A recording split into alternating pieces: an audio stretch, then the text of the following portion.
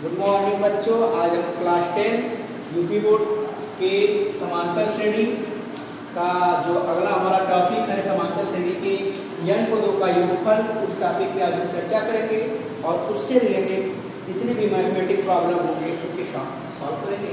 आइए देखते हैं।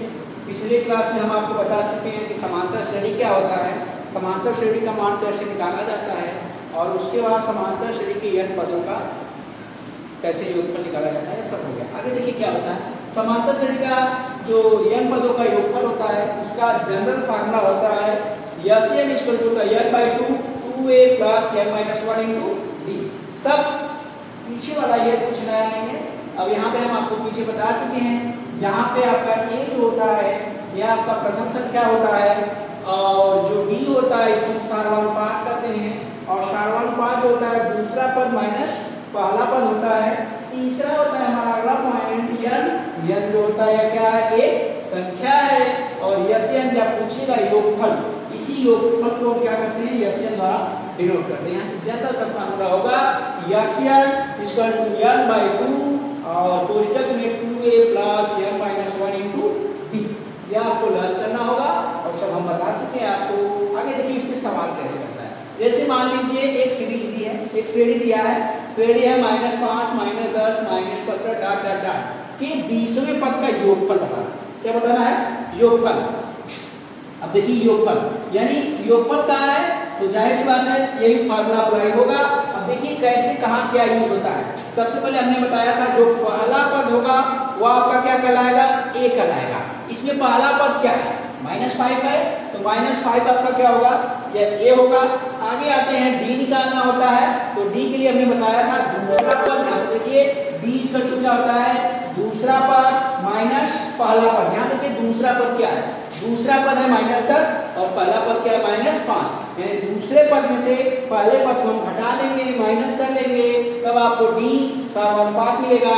तो यहाँ पे दूसरा जो पद है वह कितना है, -10 और माइनस पहला पद कितना है, पहला पद है जो -5 है, -5 है। अब आगे देखिए क्या होता है, दूसरा पद माइनस पहला पद यानी -10 -5। फिर से देखिए कोष्ठक के बाहर माइनस आ गया, कोष्ठक के बाहर क्या आ गया, माइनस आ गया। तो यह जो है माइनस अंदर जाकर चिन्ह क्या कर देगा, बदल देगा। अब देखिए यहाँ पे माइनस से माइनस माइनस क्या हो जाएगा, प्लस हो जाएगा। तो डी आपका क्या होगा, -10 और +5। तो हम आपको बता चुके हैं ऐसी कंडीशन में देखते हैं कौन संख्या बड़ी है और जो संख्या बड़ी होती है उसका हम चिन्ह ले लेते हैं।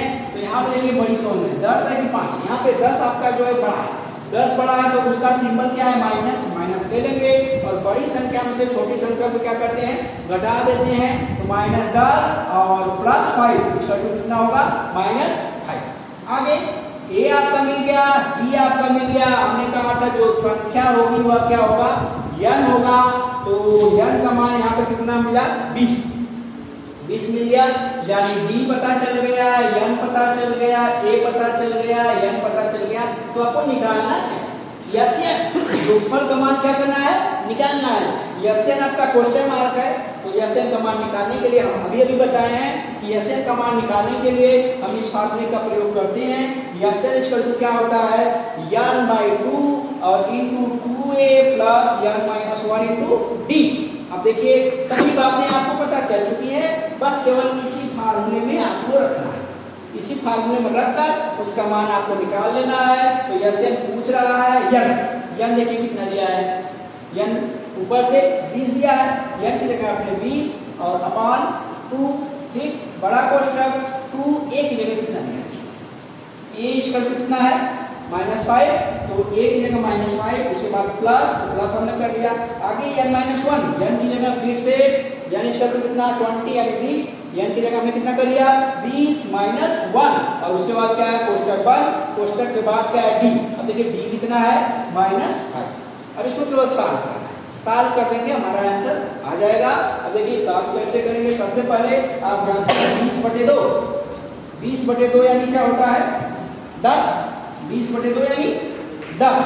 आगे 2a का मतलब 2 और a का मतलब -5, तो 2 और -5, 2 × -5 कितना होगा, -10 होगा। अब आगे देखिए प्लस n माइनस 1, 20 में से 1 गया 19 और गुणे कितना होगा -5। आगे देखिए यहाँ पे 10 कोष्टक -10 प्लस अपनी जगह है। अब 19 बचे कितना होगा प्लस माइनस माइनस और 19 बचे कितना होगा 95। अब इसको सॉल्व कर लेते हैं क्योंकि पहले कोष्टक होता है उसको सॉल्व करते हैं उसके बाद कोष्टक के बाहर का सॉल्व करते हैं। आइए देखते हैं यह इक्वल टू 10 और -95 -10 और -95 इक्वल टू कितना होता है -105। -105 में जब हम 10 का गुणा करेंगे तो आप जानते हैं 10 यहाँ पे चला जाएगा तो इसका यह का मान जो होगा -1050 होगा। यानी इसका जो 20वें पद का योगफल होगा वह कितना होगा -1050। क्लियर। अगला हमारा सवाल है सपोज दैट हमारा जो सीरीज यानी श्रेणी है वह 4 है 8 है 12 है डॉट डॉट डॉट और लास्ट पर कितना दिया है 100 दिया है। अब देखिए ध्यान से क्या क्या दिया है और क्या क्या पूछा है। बस सबसे पहले इसमें पूछ रहा है योगफल पूछ रहा है। योगफल के लिए हमारा फार्मूला कौन सा है यह वाला n/2 2a + n - 1 × d। इस फार्मूले में आपको रखना है ये फिक्स है। अब देखते हैं दिया क्या क्या है। आइए देखते हैं क्या क्या दिया है। सबसे पहले आप जानते हैं जो पहला पद होता है वो क्या होता है a होता है। यहाँ पे पहला पद कौन सा दिखा 4 तो a = कितना हो गया 4। आगे आते हैं d के लिए आपने यहाँ पे लिखा है d = होता है साधारण पद और d = क्या होता है दूसरा पद माइनस पहला पद। अब देखिए दूसरा पद माइनस पहला पद, दूसरा पद कितना हुआ 8 हुआ माइनस पहला पद कितना हुआ 4 हुआ। 8 में से 4 को घटा देंगे दूसरा पद माइनस पहला पद तो d बराबर क्या मिलेगा 4। ये पता चल गया a = 4 आया और d = कितना आया 4 आया। दो बातें पता चल चुकी। आगे बढ़ते हैं। अब जानते हैं कि जो लास्ट संख्या होती है वह संख्या क्या कहलाती है tn कहलाती है। तो यहाँ से tn = कितना मिला 100। tn मतलब आखिरी संख्या tn आपका 100 मिल गया। तो इसमें ऐसा क्या है जो नहीं है तो इसमें n का मान नहीं दिया है। n का मान क्या है नहीं दिया है और इस फार्मूले में n का मान होना जरूरी है। तो सबसे पहले हम n का मान निकालेंगे और n का मान निकालने के बाद यह मान निकालेंगे। तो हम पिछली क्लास में पढ़ चुके हैं किसी भी संख्या के लिए n का मान निकालना होता है तो उसके लिए हम यह फार्मूला लगाते हैं tn = होता है a + n - 1 × d। यहाँ से आपका n का मान निकलेगा। आइए रख देते हैं मान। tn की जगह कितना मान दिया है 100 तो tn की जगह आपने कितना 100 रख दिया। आगे a की जगह 4 प्लस n के मान नहीं पता है तो वह उसी तरह रहने देंगे n - 1 और d का मान कितना है 4 d की जगह 4। अब इसको सॉल्व करेंगे तो n का मान मिलेगा। देखिए सबसे पहले यहाँ पे कुछ नहीं है, जहाँ कुछ नहीं होता तो वहाँ पे क्या होता है प्लस होता है और प्लस होता है। इसको जब इधर लाएंगे इसका पक्षांतर करेंगे तो चिन्ह हमारा क्या हो जाता है अपोजिट हो जाता है यानी प्लस से क्या हो जाएगा माइनस हो जाएगा। तो इधर लाएंगे तो होगा 100 - 4 = यहाँ से क्या बचा n - 1 = 4। अब देखिए 100 - 4 100 में से 4 गया कितना हुआ 96 96 = क्या होगा n - 1 × क्या हो गया 4। अब यह यहाँ पे इंटू है तो इधर आके क्या करेगा डिवाइड करेगा यानी 96/4 96 में 4 का भाग करेंगे तो कितना आएगा 24 यानी यहाँ पे होगा 24 = n - 1। फिर से हमको तो मान n का चाहिए यह -1 इधर आएगा फिर से पक्षांतर होगा तो माइनस से क्या होगा प्लस होगा तो माइनस से प्लस होगा तो 24 में 1 जुड़ेगा तो n का मान कितना मिल गया 25। अब देखिए n का मान आपको मिल गया यानी a मिल गया d मिल गया और n मिल गया। अब आपको निकालना क्या है यस n। सभी मान इस फार्मूले में रख देंगे yes n = n/2 2a + n - 1 × d। आगे रख देते हैं हमारा फार्मूला क्या था यस n = क्या था n/2 2a + n - 1 × d। आगे देखिए यस n चाहिए। सबसे पहले n का मान कितना दिया है 25 n की जगह 25/2 कोष्टक में 2a की जगह कितना दिया है 4 तो 2 × 4 प्लस n की जगह फिर से कितना दिया है 25 - 1 और d की जगह कितना दिया है d की जगह आपका दिया है 4। अब केवल इसको सॉल्व करना। आइए सॉल्व करते हैं 25/2। अब देखिए 2 में 4 का गुणा करेंगे 8 और 25 में से क्या 24 और 4। आगे आइए, सबसे पहले कोष्टक को सॉल्व करते हैं।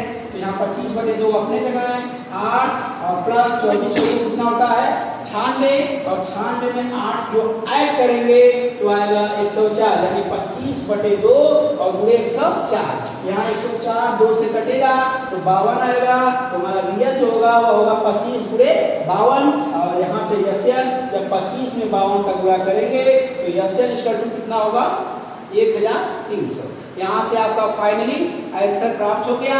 अब आप सवाल देख सकते हैं और अपना जो एक्सरसाइज है उसको समांतर श्रेणी में सॉल्व कर सकते हैं।